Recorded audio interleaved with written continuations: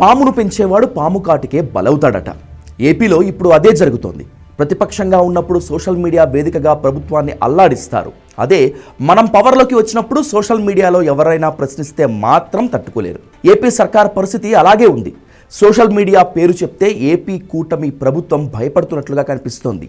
YouTuber రావణ్పై ఉపా act కింద case పెట్టారంటేనే సర్కార్ social మీడియాను ఎంతగా కట్టడి చేయాలని అనుకుంటుందో అర్థమవుతోంది.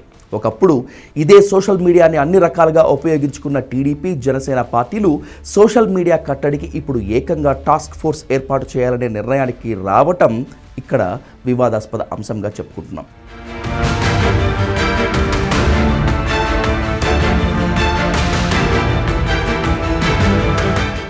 మన గురించి మనం డబ్బా కొట్టుకోవాలి అన్నా, ప్రత్యర్థిని వీధుల్లోకి లాగాలన్నా ఇప్పుడు పార్టీలకు సోషల్ మీడియా పెద్ద ఆయుధంగా మారిపోయింది. రెండు వైపులా పదునున్న కత్తి వంటి సోషల్ మీడియాను పొలిటికల్ పార్టీలు మంచి కంటే చెడుకే ఎక్కువగా ఉపయోగిస్తున్నాయి. తమ విధానాలను చెప్పుకోవటం కంటే రాజకీయ ప్రత్యర్థుల్ని నీచాతి నీచంగా యాగి చేయటానికి యూట్యూబ్, ఫేస్బుక్, ఇన్స్టాగ్రామ్, ట్విట్టర్ వంటి సోషల్ మీడియా ప్లాట్ఫామ్స్ని వాడుకుంటున్నాయి. బెజవాడలో సాయి కృష్ణ కస్టోడియల్ డెత్ ప్రశ్న యూట్యూబర్ రావణ్ అరెస్ట్ తర్వాత ఏపీ సర్కార్ తన రాజకీయ ప్రత్యర్థి వైసీపీ కన్నా సోషల్ మీడియాకే ఎక్కువగా భయపడుతున్నట్లుగా ఉంది. అందుకే యూట్యూబ్లో కథనాలు, వ్యాఖ్యలు, విశ్లేషణల ఆధారంగా ఉపా చట్టం కింద కేసులు పెట్టే స్థాయికి వెళ్ళిపోయింది. అంతేకాదు రాష్ట్ర కేబినెట్ సమావేశంలో సోషల్ మీడియా నియంత్రణ ప్రధాన ఎజెండాగా చర్చించారు. సోషల్ మీడియాను కంట్రోల్ చేసేందుకు టాస్క్ ఫోర్స్ వంటి ప్రత్యేక వ్యవస్థను ఏర్పాటు చేయాలని డిసైడ్ అయ్యారు. రాష్ట్ర కేబినెట్లో ఒక విషయంపై ఇంత తీవ్రంగా చర్చిస్తున్నారు అంటే ప్రభుత్వం సోషల్ మీడియాను ఎంత ప్రమాదంగా భావిస్తుందో, పరిగణిస్తుందో ఇట్టే అర్థమైపోతుంది. వీళ్ళు ఇక్కడ ఉండరు, ఎక్కడో ఉంటారు. యూట్యూబ్ కానీ, ఇన్స్టాగ్రామ్ కానీ, ట్విట్టర్ కానీ ఇలాంటి అనేక వేదికలు పెట్టుకొని ఇష్టానుసారంగా తప్పుడు వార్తలు వీళ్ళు మాట్లాడే పరిస్థితికి వస్తారు. వాళ్ళకు ఫైనాన్స్ చేస్తారు. నిజానికి 2019 నుంచి 24 వరకు జనసేన, టీడీపీ ఆయుధం సోషల్ మీడియా మాత్రమే. నిజమో అబద్ధమో మొత్తం మీద సోషల్ మీడియాలో వైసీపీని నలిపి పడేసింది టీడీపీ. వ్యక్తిత్వ హననం, కుటుంబాలను డ్యామేజ్ చేయటం, ఇలా ఒకటి కాదు అన్ని రకాల ఆయుధాలని వైసీపీపై ప్రయోగించింది. ఏ స్థాయిలో ప్రజల్ని టీడీపీ భయపెట్టగలిగింది అంటే జగన్మోహన్ రెడ్డి అనే వ్యక్తి మీ ఆస్తుల్ని తాకట్టు పెట్టేసుకుంటాడు అని సోషల్ మీడియాలో టీడీపీ చెప్తే జనం నిజంగా నమ్మేశారు కూడా. సోషల్ మీడియాలో అందరూ ఇంట్లో వాళ్ల ద్వారా జగన్ క్యారెక్టర్ని డ్యామేజ్ చేయగలిగింది టీడీపీ.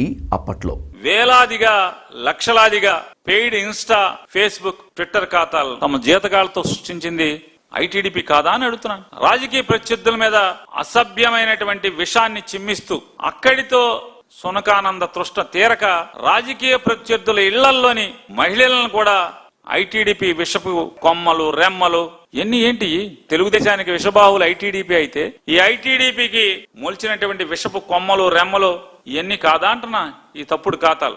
కానీ పవర్లోకి వచ్చాక అదే సోషల్ మీడియా అధికార పార్టీలకు నిద్ర లేకుండా చేస్తోంది. ప్రతిపక్షంలో ఉన్నప్పుడు టీడీపీ ఏం చేసిందో ఇప్పుడు వైసీపీ అదే చేస్తోంది. కొందరు యూట్యూబర్లు ప్రభుత్వాన్ని, ముఖ్యమంత్రిని, డిప్యూటీ సీఎంని, ఎమ్మెల్యేలను నేరుగా నిలదీస్తున్నారు, ఎండగడుతున్నారు. ఇంకొందరు చాలా అతిగా నోరు పారేసుకుంటున్నారు. సోషల్ మీడియాని నమ్ముకుని రాజకీయం చేసిన పవన్ కళ్యాణ్ గ్రాఫ్ ఇప్పుడు అదే సోషల్ మీడియా వల్ల దారుణంగా పడిపోయింది. అంతేకాదు పవన్ కళ్యాణ్ తిట్టిన తిట్లనే యూట్యూబ్లో కూడా చాలా మంది తిట్టడం మొదలు పెట్టారు. సోషల్ మీడియా యూట్యూబర్లను కంట్రోల్ చేసేందుకు ఏకంగా తీవ్రవాదుల కోసం తెచ్చిన ఉపా చట్టాన్ని ప్రయోగించింది రాష్ట్ర ప్రభుత్వం. దీనిపై అన్ని వర్గాల నుంచి విమర్శలు వస్తున్నాయి. కొన్ని అసాధారణ పరిస్థితుల కోసం ప్రభుత్వాలు ఏర్పరచుకునే అత్యంత క్రూరమైన, సాధారణమైన చట్టాలని అటువంటి దేనికోసమైతే ఉద్దేశించారో ఆ ఉద్దేశాల కోసమే ఉపయోగించాలి తప్ప పిచ్చుక మీద బ్రహ్మాస్త్రం లాగా చట్టం చేతిలో ఉంది కదా అని చెప్పి ఎవరి మీద పడితే వాళ్ళ మీద ఉపయోగిస్తే ప్రజల్లో భాగమైనటువంటి మేధావులకి, మీడియాకు, రాజకీయ నాయకులకి, ప్రజాస్వామ్యవాదులకి, ప్రజా సంఘాలకి మాట్లాడే హక్కుని కోల్పోతారు. సోషల్ మీడియాని కంట్రోల్ చేసేందుకు ఒక టాస్క్ ఫోర్స్ పెట్టాల్సిందేనని ఏపీ సర్కార్ డిసైడ్ అయింది. సోషల్ మీడియాలో టీడీపీ, జనసేనకు వ్యతిరేకంగా ఎంతమంది యూట్యూబ్లో ఇన్ఫ్లుయెన్సర్లు పనిచేస్తున్నారో అంతకు మించి వైసీపీకి, జగన్కి వ్యతిరేకంగా యూట్యూబ్ ఛానల్స్, ఇన్ఫ్లుయెన్సర్లు పనిచేస్తున్నారు. అయితే సర్కార్ కేవలం తమను నిందించిన వాళ్లపై మాత్రమే కేసులు పెడుతుంది. ఇప్పుడు సోషల్ మీడియా కంట్రోల్కి టాస్క్ ఫోర్స్ పెడితే ఎవరిని అరెస్ట్ చేస్తారు, ఎవరిపై కేసులు పెడతారు? కేవలం టీడీపీని జనసేనను నిందించిన వాళ్లపై మాత్రమే కేసులు పెడతారా లేక అన్ని వర్గాలపై కేసులు పెడతారా అని ప్రశ్నిస్తున్నారు జనమంతా.